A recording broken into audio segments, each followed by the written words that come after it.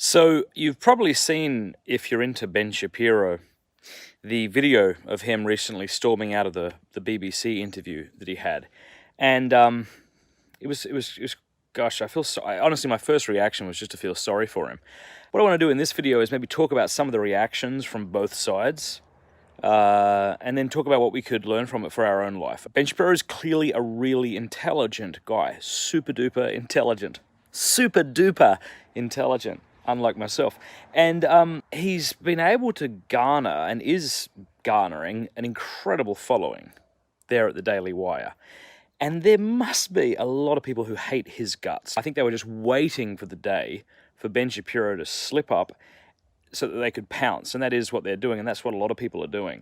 It seems pretty bloody uncharitable to me, honestly. I mean, if you were on camera as much as, say, Ben Shapiro is, what are the chances you'd say something stupid, or that you'd get flustered, or that you'd walk out, or do something you regret? Pretty high, I'd say. Certainly that's true with me too. So this idea that we kind of watch people rise and then we shoot them as they kind of trip up, it's just boring. You know, I think we could say, instead of just being like, well, look, he's an idiot, you know, it's clearly not an idiot. Maybe we could just say, like, here's a really intelligent guy who was having a bad day and did stuff that he shouldn't have done and came across as really arrogant. Like, that could be okay, right? Because I think, like, just like you have people like the Young Turks and people who hate Shapiro, who would be not conservative, saying, well, he's an idiot, that's stupid. But then you might have people on the conservative side who just want to totally defend him here.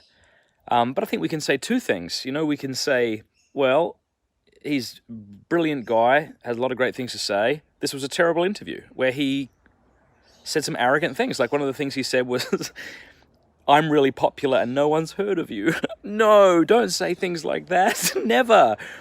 Not a good idea. So what can we learn from this? I think what we could learn from this is to reflect on ourselves and see how we commit the sin of pride and arrogance. All right, so moving away from this discussion of Shapiro now and just kind of looking at ourselves, because I think the one thing we're able to detect in other people that we tend to be very bad at detecting in ourselves is the sin of pride. We can tell you when someone else is arrogant, but we don't often detect when we're arrogant. Of course, the church recognizes pride, right, as a capital sin, and a sin which, if there were to be a spectrum, you would say is greater than, say, the sin of lust or something. It's the sin that led Lucifer to fall. It was the sin of our first parents, but it's not often one that we reflect upon. I know I don't, you know, like I might see my lust, I might see my gluttony, I might see my greed, and all of these things ought to be repented of. Do I say to myself, look, you know, it's pretty arrogant of me to say that, or to do that, or to think that, or to encourage that way of thinking? Now, I don't reach nearly as many people as Ben Shapiro reaches, obviously, but in the past, I might put out a book or something here or there, and I'll be lined up for a bunch of interviews, you know, for like 2 months. And I don't kind of organize those. My assistant organizes them with, you know, the media people who are representing the publisher, okay? And sometimes, you know, you get a great interview where, you know, there's a lot of people listening. But then there's other times you're like, okay, this is like an hour-long interview, and this is the 4th one I've had today, and I think it's reaching like 3 people, and I don't want to be here, and I just want to be with my family. And there's this arrogance that creeps in, you know, and this dismissiveness, and we all have to guard against ourselves. So if we could learn one thing from the Shapiro interview that just came out, it wouldn't be to point our finger at Shapiro and say, look how horrible you are. He seems like a really decent bloke. You know, nor would it be to sort of point at his critics, you know, and say, look how horrible they are.